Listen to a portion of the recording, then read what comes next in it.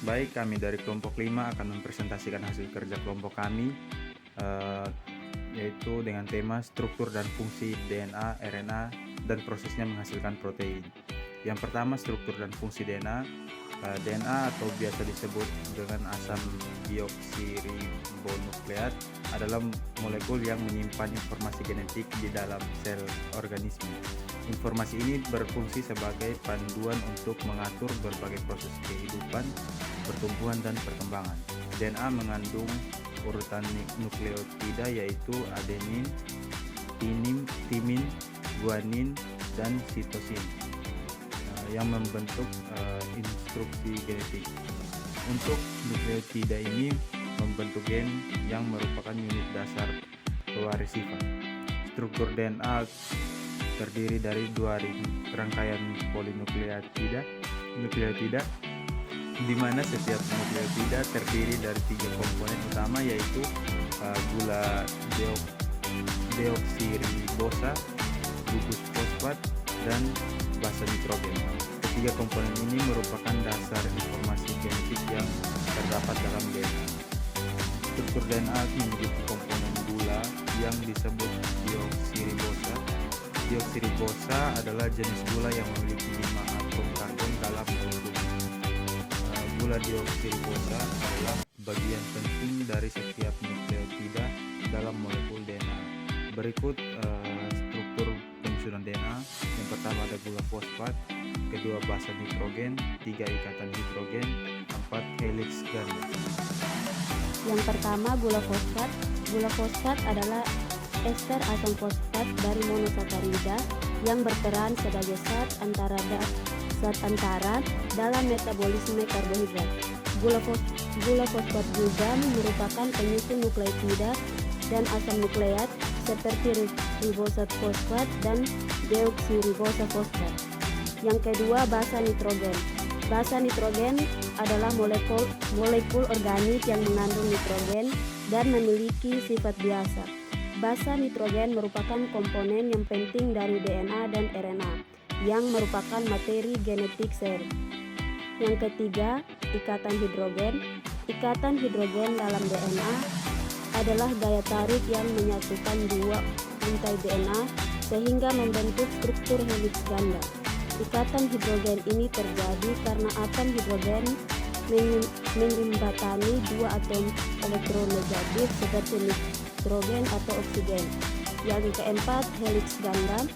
Helix ganda adalah istilah yang digunakan untuk menggambarkan bentuk molekul DNA yang terdiri dari dua untai yang saling melilit dan terpilin. Bentuk ini mirip seperti tangga yang terpilin.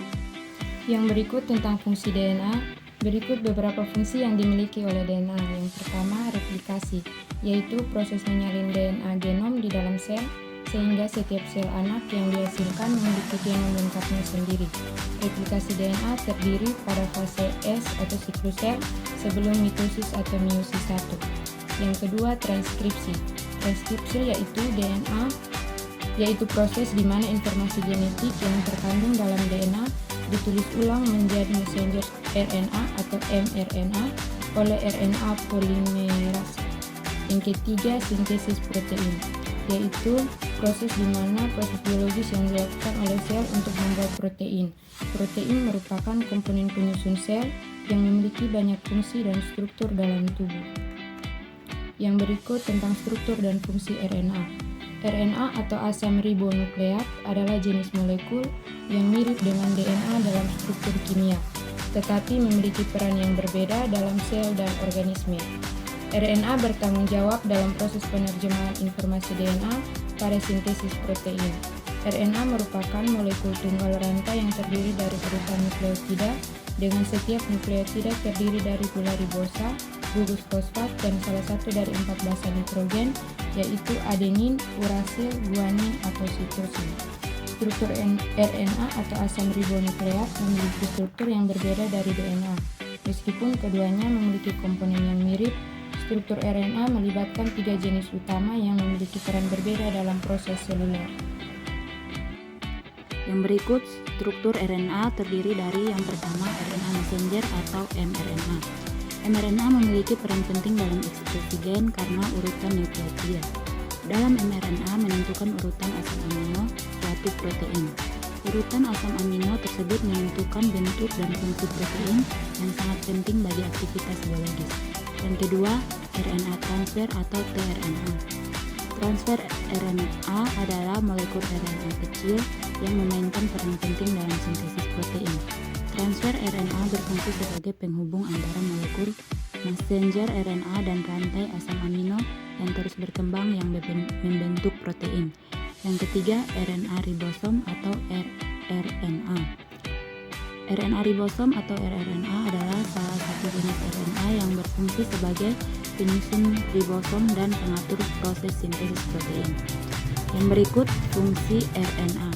RNA memiliki beberapa fungsi, yaitu yang pertama, inisiasi transkripsi. Inisiasi transkripsi adalah tahap awal dari proses transkripsi yang terjadi ketika RNA polimerase mengikat DNA gen di daerah promotor. Yang kedua, elongasi. Elongasi adalah bergeraknya RNA polimerase di sepanjang untaian DNA yang bertindak sebagai cetakan atau DNA template. Yang ketiga, sintesis mRNA. Sintesis mRNA atau messenger RNA adalah proses pembuatan RNA duta yang menggunakan DNA sebagai cetakan. Proses ini disebut transkripsi dan terjadi di dalam nukleus. Yang keempat, sintesis rRNA. Sintesis RNA adalah proses transkripsi RNA ribosom atau rRNA dari DNA ribosom atau rDNA. rRNA merupakan bagian dari ribosom organel sel yang bertanggung jawab untuk sintesis protein. Yang terakhir, sintesis tRNA. Sintesis tRNA adalah proses pembuatan tRNA yang dilakukan oleh protein khusus yang membaca kode DNA dan membuat salinan RNA atau pra-tRNA. Proses menghasilkan protein. Yang pertama adalah sintesis protein dari DNA ke protein. Sistem protein adalah proses pembentukan protein dari informasi genetik yang tersimpan dalam DNA. Proses ini merupakan salah satu proses biologi yang paling fundamental dan penting bagi semua organisme hidup. Peran DNA dan RNA dalam sintesis protein DNA, yaitu DNA sering disebut sebagai cetak biru kehidupan karena berisi semua informasi genetik yang diperlukan untuk membangun dan memelihara organisme. DNA terletak di dalam nukleus sel. RNA bertindak sebagai perantara antara DNA dan protein. Ada beberapa jenis RNA yang terlibat dalam sistem protein, tetapi yang paling penting dalam RNA mRNA membawa salinan informasi genetik dari DNA ke ribosom tempat protein disintesis. Tahapan sintesis protein melibatkan dua tahap utama. Yang pertama ada transkripsi, proses penyalinan informasi genetika dari DNA ke RNA. Enzim RNA polimerase membuka untaian DNA dan menyusun untaian mRNA yang komplementer. RNA kemudian meninggalkan nukleus dan menuju ke ribosom.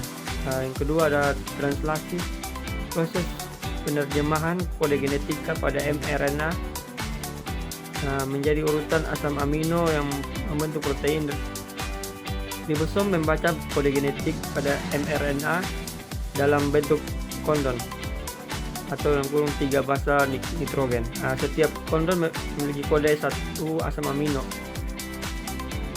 spesifik antara tRNA, transfer RNA yang membawa asam amino sesuai ke ribosom. Asam amino kemudian dihubungkan satu sama lain membentuk rantai polipeptida yang kemudian akan melibatkan protein, melipat menjadi protein. Sekian dari presentasi kelompok kami. Terima kasih.